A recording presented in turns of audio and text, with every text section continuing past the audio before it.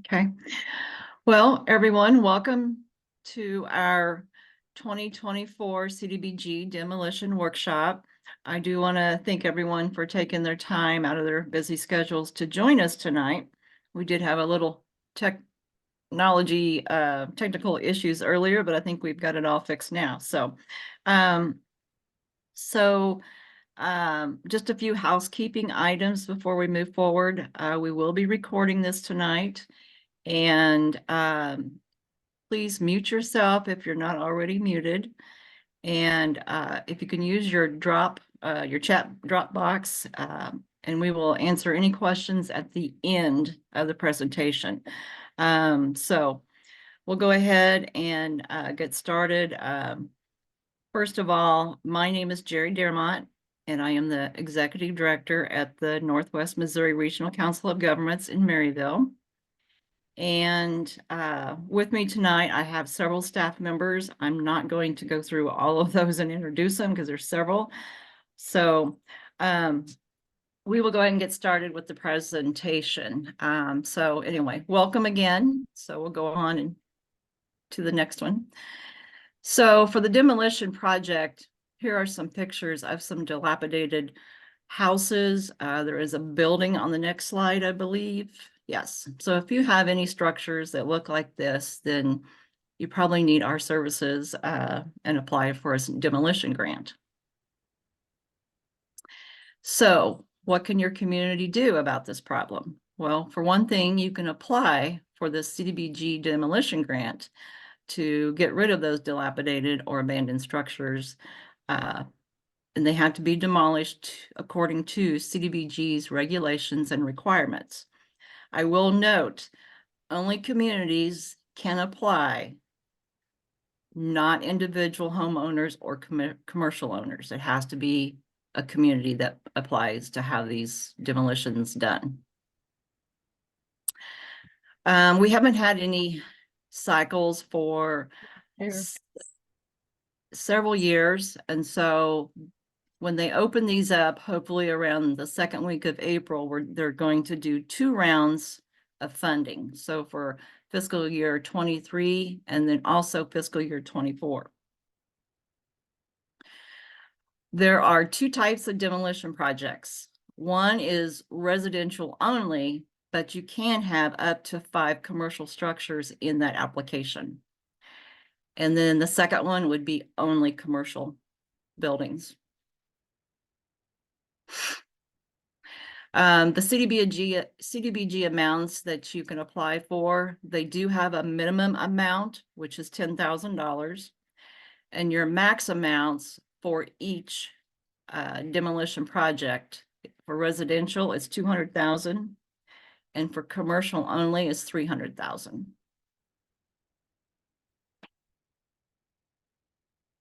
There are match requirements for the grant. For homeowners, they are required to match at least $500 for the demolition cost. For the commercial owners, they're required to commit up to 20% of the demolition cost of their structure. These grants are open for a 2-year period. They like to have them closed within 2 years. So I went ahead and put in here the CDBG compliance areas of a grant. This is usually what happens after it's funded, but I did want to make you aware of what is involved. I know some of you have been through this process before on our regular community grants, but so you have to meet a national objective, and there are 3 of them. But for demolition projects, it is slum and blight that you have to meet. Environmental review, or we refer to it as ER. This is a very important step. You cannot do any construction activities at all until the environmental review is cleared by the funding agency, which is CDBG. Next is procurement. Any professional construction type of service, you have to procure it out for CDBG funds to pay for that. Demolition waste disposal requirements and asbestos compliance. There are some rules on that as well, and I'll talk about that a little bit more later. There's rules too on labor standards. If you're doing X amount of demolition, you have to pay prevailing wage in state and federal, and you have to pay the higher of the two. But in this case, I don't think we'll have to have it for these types of projects because of the way it's written. So some more compliance areas are civil rights. Since these are HUD funds, you have to solicit for the minority business and women businesses, and then also your Section 3 firms. Another important area to keep in compliance with is your financials. We have to keep very good bookkeeping. And then your contract management. We have to maintain all contracts on the project that CDBG is paying for. Okay, so back to our national objective on our slum and blight criteria. Each structure will be demolished must document it that it meets the criteria. There are two criteria. There's one that is the local unsafe building or nuisance ordinance, or there is another one that is infeasible to rehabilitate. And on that, you'll do up we'll have a contractor come in, work write-up, and if the cost exceeds $15,000 or $15 per square foot, then it is infeasible to rehab. So most of it will be on your ordinances, your unsafe building. That's how we'll document most of them. Some other requirements. All structures, like I said, must have environmental clearance prior to demolition. All the structures must have the owner's written consent, and then also that they pledge at least $500 on a resident or 20% of commercial. Structures, they must be vacant for a minimum of 1 year with confirmation from the utility company. And the city is responsible in obtaining that from the utility company. So vacant, no utilities for 1 year, or 12 months is what they say, I guess. All structures must have a clear title that will be completed by the title company. That way we can check and make sure there's no liens on them. Every property owner that is named on the title must sign all documents that are involved with this. And all demolitions must be done in compliance with DNR asbestos and demolition waste disposal landfill requirements. So it has to go to a licensed landfill. Receipts have to be kept on each property, whether it's just the debris or if there's asbestos or a hazard material. We have to keep all that in file. Procurement. So services must be procured if the grant funds are paying for it. So there's administrative services. What that entails is the communities will procure for an administrator to assist with the city on how to carry out the grant and obeying all the rules and regs that CDBG has. A demolition contractor, of course, that's pretty self-explanatory. It's the contractor that demolishes the property. Asbestos inspector. It has to be a licensed inspector that's on Missouri Department of Natural Resources list. And then also the demolition inspector. So the demolition inspector cannot be the same as the demolition contractor because that's a conflict. And then any other professional services such as legal services, environmental review services such as when you're conducting your environmental review, let's say bones or something, some kind of contamination, then you have to hire a contractor to actually conduct what we call a culture resource.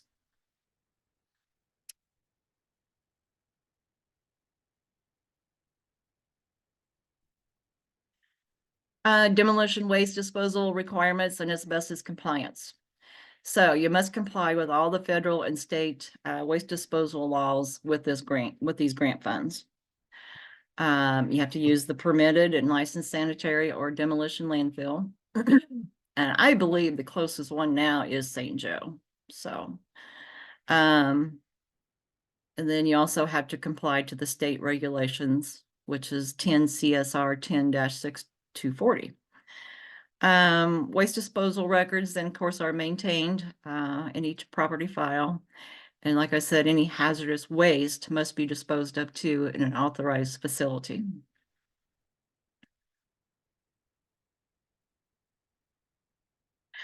Labor standards, we kind of touched on this also earlier. I really don't know if we'll deal with this. I think if anything, it would be because of the asbestos abatement for the commercial structures that exceed $2,000.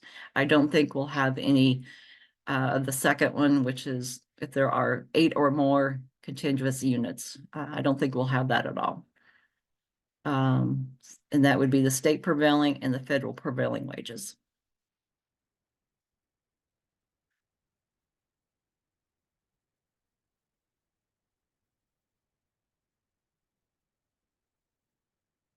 Civil rights. Any services that we procure must include the following firms. Again, the minority business and the women, as well as the Section 3. And there are several forms of civil rights that are in the CDBG bid packet that are included. We also have to adopt a fair housing ordinance. And then each year, you have to have 2 actions for fair housing that must be completed as well. Financials. So we have to make sure that we maintain and track all grant funds. You know, if funded, you will establish a non-interest bearing account for only CDBG funds. You cannot put any other funds in that account. We have a request for funds form that we use to request funds from CDBG when it's time to start paying the contractors or the inspectors, things like that. So, and we refer to those as RFFs, requests for funds. We have to keep the invoices with those. All CDBG funds that are requested will be automatically deposited into the account that's established, and then it takes like 5 to 7 business days to receive those funds once we've requested them. And then the city is the ones responsible in issuing the checks out to pay all the vendors. And all checks must have 2 signatures on the check too. And then we also track all RFFs or expenses on an Excel spreadsheet. And we also have to maintain those monthly CDBG bank statements and canceled checks in the file. Contract management. So all contracts for services will be reviewed before the community executes those. So that means that the community will approve all contracts at the city council meetings or county meetings, and that way it's placed in the minutes. Any contract amendments, and sometimes there are some, will be approved by the council or the county as well and placed in the minutes. Okay, so getting started, what do we will need to do in order to complete a successful application? So the city's responsible in sending out letters to all the homeowners, the commercial owners, to inform the community that they are applying for a demolition grant. Next, you need to establish your unsafe, dangerous building ordinance or nuisance ordinance if you don't already have one established. You need to provide code enforcement and then provide law enforcement to support that code enforcement.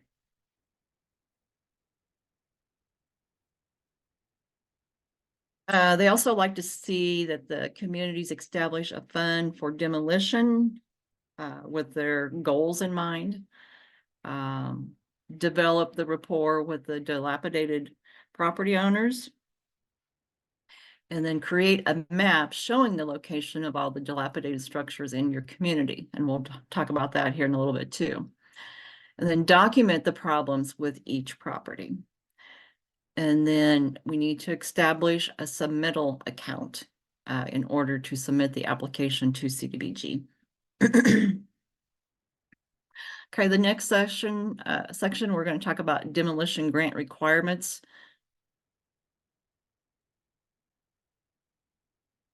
So again, like I said, the goal is to eliminate slum and blight. So that is the national objective for the demolition. Historical review. So every structure or commercial building that we're looking at to demolish has to go through the Missouri Department of Natural Resources, through the State Historic Preservation Office. A lot of pictures of the properties will be sent in. We might have work write-ups on those when we send them in. We have to have their blessing that it's okay to demolish that structure and making sure there's no historical factor there, which is part of the environmental review. We have a budget form that has to be completed as to, how much will demolition cost on the properties. The demolition inspector, if there's any asbestos that we think there might be, we add that in. Administration fees, things like that. So we have to prepare a budget for the grant as well. There's a narrative, and there will be questions that we have to answer for the application as well. It is required for citizen participation that a public hearing be held. And at that public hearing, we'll also complete a public needs assessment. And I think it's a 2-page assessment. This is something new in the last couple of years. It's what we call the language access plan and 4-factor analysis, also referred to as the LEP.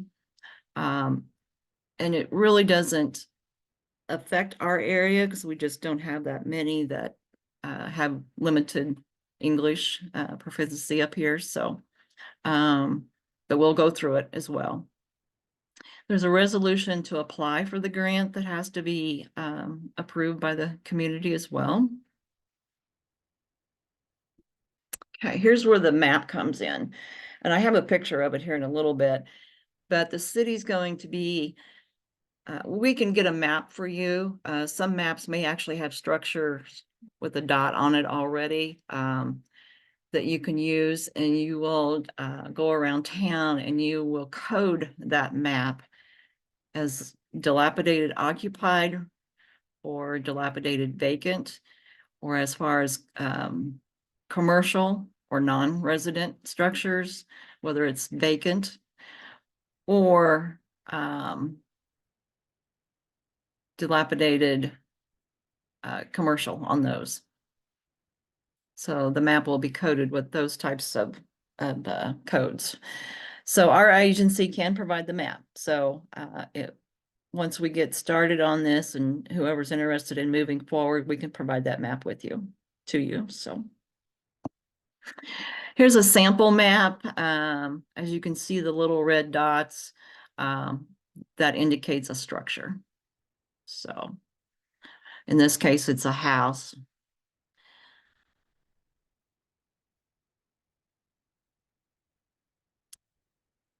Also, we need proof of the ownership. So the city will go to the courthouse in your county and request copies of ownership or deeds for the property so we can actually show proof of that.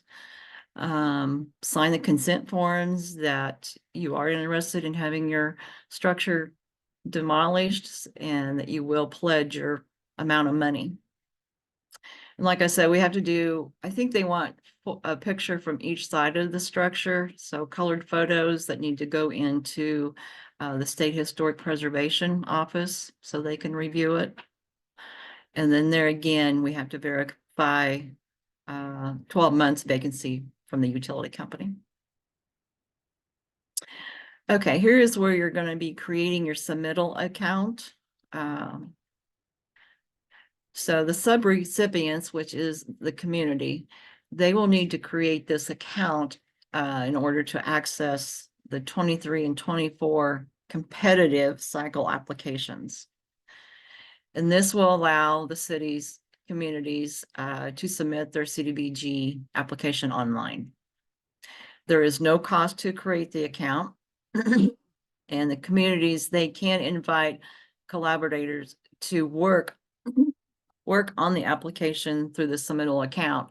So let's say if the community would like to hire the regional council to write their grant, you can go in on this account and actually allow us to go in and work on your grant. That's what that is.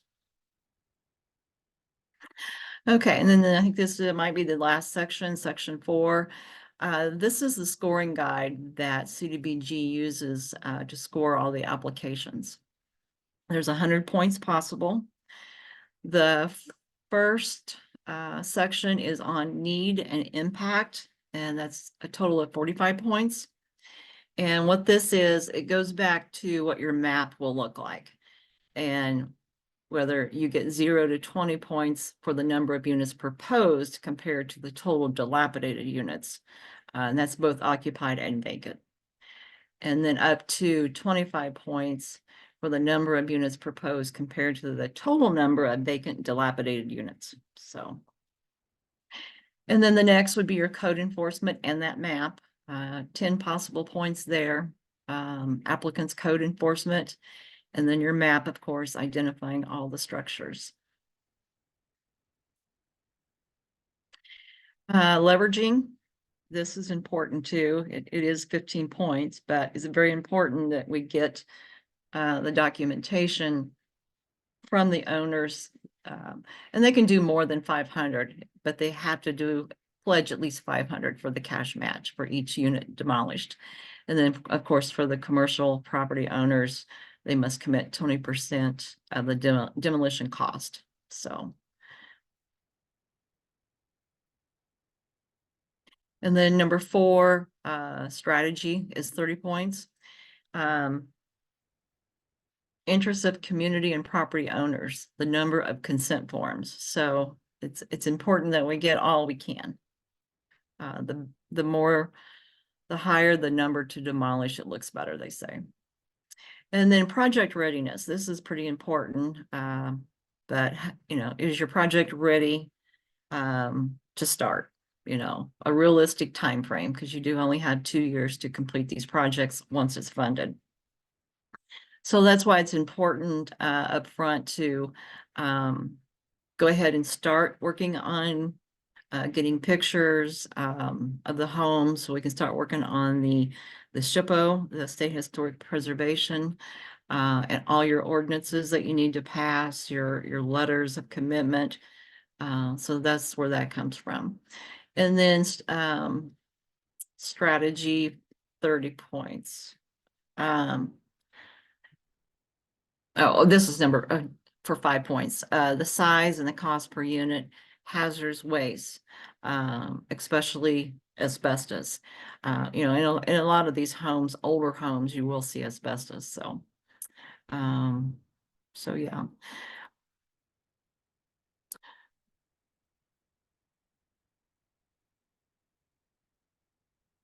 Let's see. Okay, we can go on. Okay, so here are some important dates coming up. We're looking at, I believe, this about the second week of April. CDBG will actually announce their opening of their grant cycle. And the categories that are going to be open is general infrastructure, demolition, and then community facilities. And then also sometime in April, they're supposed to announce when they're going to have their application workshop. And then I went ahead and threw this in here too. July 16th through the 18th, they're having their grant administration training in Jeff City. And then sometime in September is when the applications are due. And we have not heard when that is either, so. Okay, so recently the regional council implemented a fee structure for CDBG grant writing services. And so for communities who are current on their membership, assessment dues is $1,500. And these assessment dues is something that every year the community pays to be a member of the regional council. And then 2,000 if you are not current on those. So if you're unsure whether you are or aren't, just give us a call and we will be glad to help you with that. So at this time, we'll take any questions if you have any. Do we have any in the chat? I'll pop in. Kevin asked earlier, what if the owner has passed away? And I think that was right after you talked about the vacancy, of 12 months, the proof of vacancy. So I think that's what he was asking about. Okay, I'm just going to take a guess here, but we will confirm this and let everybody know. Was there a will or anything like that or on the property that someone will take it over? Some of them know. It's just kind of hard to tell for sure who actually owns it, and that we've tried to send out letters, and we haven't been able to contact people, even if we have names there. So I didn't know if there were certain requirements that you had to do in order to take Yeah. ownership of that property, or how Okay. to go about that. Gotcha. Okay, that is something I will double check on for sure. So like you've gone to the county court and courthouse and looked and you can't find the current owner on it? Yeah, I believe that's correct. Megan might be able to tell you some of those answer to some of those questions too. Okay. We've just had difficulty trying to get a hold of some of them. Okay. And this would be commercial buildings only? Yeah, most of them are commercial buildings, right? Around the square in Grant City. Right. Okay. Okay. We'll check on that and let you know for sure. Okay. Thanks, Jerry. You're welcome. You're welcome. So Jerry, would this be a good time to, I mean, it might not pertain to everybody, but go explain why Worth County is eligible, even though maybe a previous demo thing was not eligible, to kind of clear up that for everyone? Yeah, okay, sure. So we've been working with Grant City because they have had several commercial buildings around their square that have been over time starting to fall basically or crumble. So there is an emergency demolition grant that we checked into. However, they did not tell us, I think you have, I want to say 60 days to write the application and get it into them. And we did not know that. So of course it went past the days, but in between all that time, the buildings just kept trickling down a little bit. So, and they take the date from when it started. So that made them basically ineligible to apply just because of the time frame. So they encouraged us, CDBG did, to apply for this demolition grant instead. So So even though they weren't eligible that time, since it was a different category, they are eligible now. Yes, it's a total different category, yes. Okay. It actually had a time frame on it that we did not know of, but we do now, so. Is there a limit on commercial buildings that you can take down? You have, if you're only doing commercial, you have 300,000 to work with as far as grant funds. Okay, Now, that's the if total amount. Yes, now if the owner has funds, that's fine, because they have to put in 20,000 either way, or the city has to come up with it. Because it doesn't actually have to be the homeowner. It can be the city or somebody else that wants to put, or pledge those monies, so. Is there in-kind match with that, or is that all upfront cash? There can be some in-kind match, if let's say the city or even the owner, if they want to do, all the cleanup, like level the land back out with the dirt. And of course, that dirt has to be approved as well by SHPO. So, Right. and then seed it and everything, they can do that too as far as in kind. And then they would just keep track of their hours and their materials for that. So that's how that would work. But yes, you can do that too. What about options for putting something back in place over the ground? Does it need to be set for a while, or can you rebuild or redo right after the demolition? I would say that's up to whoever the owner is, because, Okay. it is still the property owner's land, so they can do with it, yeah. Okay, I think, personally, I think I'd want it to settle for a while, so. right.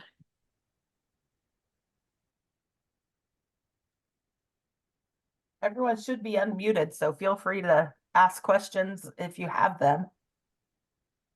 To ask, who's the state director of this program?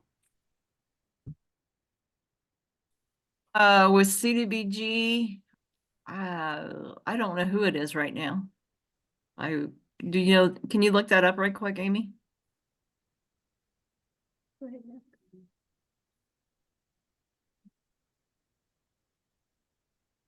So would that be CDBG or would it be DED? DED. Okay. Yeah.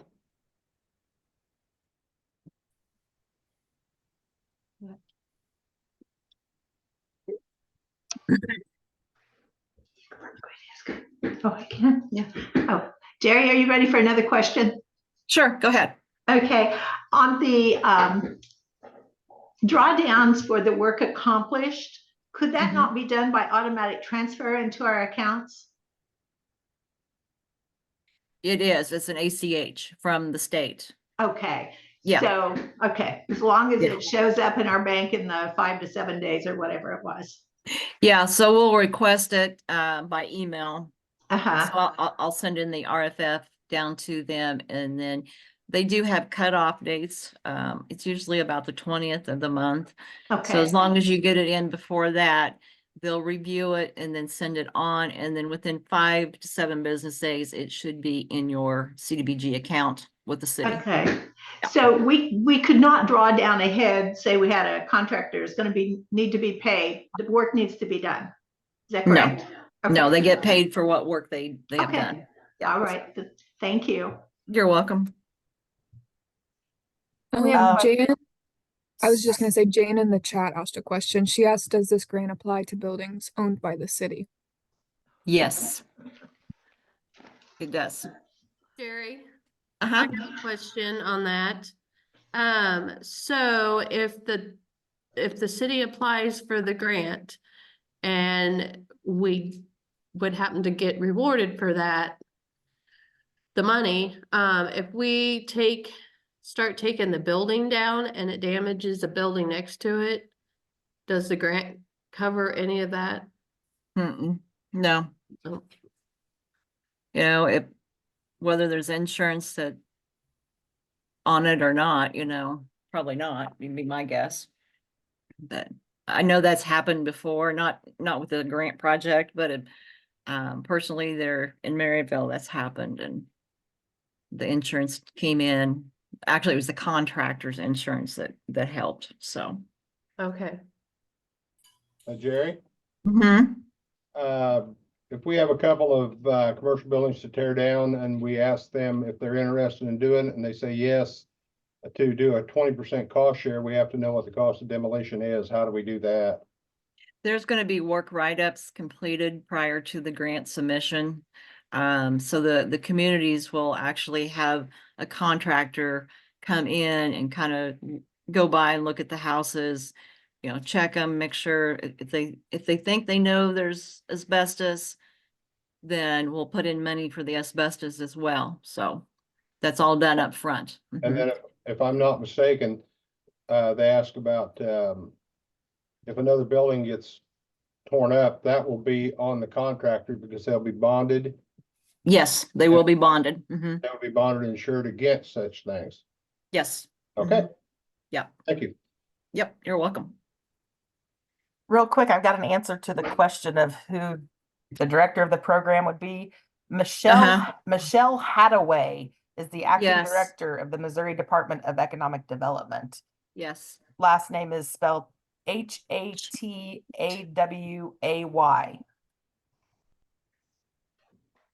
Ask if lead paint goes in with that asbestos. No, asbestos is the only thing that applies, not lead. And of course, anything hazardous. Jerry, the contractors that help us beforehand, if there is a cost to us, can that be included in the grant later? I do not believe so. Okay, No. thank you. Yeah. And another thing, you know, if any of you are thinking, oh, I'll go hire so-and-so to come in and tear this structure down. The contractors that bid on these projects, they have to be licensed with the state of Missouri to do business in Missouri. And then, of course, they also have to have insurance. They have to be bonded.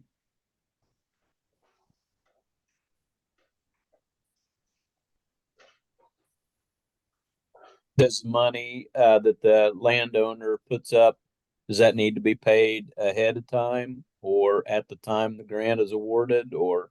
My guess would be once it's awarded and the grant agreement has been executed, because I think that's kind of why they want you to set up a demolition fund.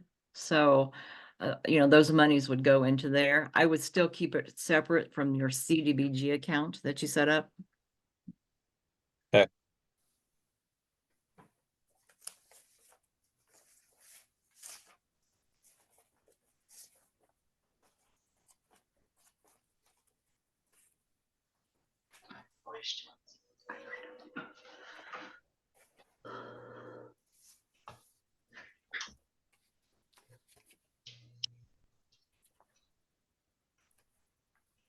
Any other questions?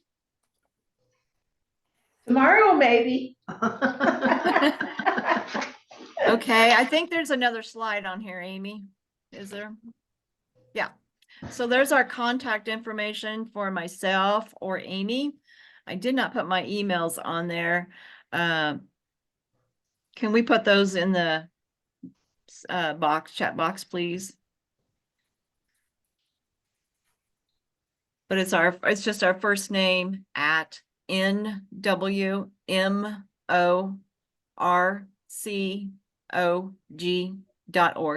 I think most of you probably know how to get a hold of us. So. Hey, Jerry. Yes. So the environmental review process, Mhm. is that a doable process for like a city to do on their own? I know it's kind of easier for you guys to do something like that, but your thoughts on that? There's a lot of compliance areas that you have to meet there too. You know, so I mean, it's whatever the city thinks, but you know, we've been doing them for years and they've just gotten more And in depth. it's an additional cost, right? Yes. Yeah. Mhm. Okay. Mhm. Yes. Jerry, to go on top of that, didn't we, before this meeting, didn't we talk about our communities may potentially be able to put that environmental review cost within the grant CDBG funds? Yes, we did talk about that, and that is something I need to confirm as well, because, let's say, if you guys, when you hire a grant administrator, we can also possibly add environmental review to that. So that's a question I need to ask CDBG. And so it could be covered, as well with the grant funds.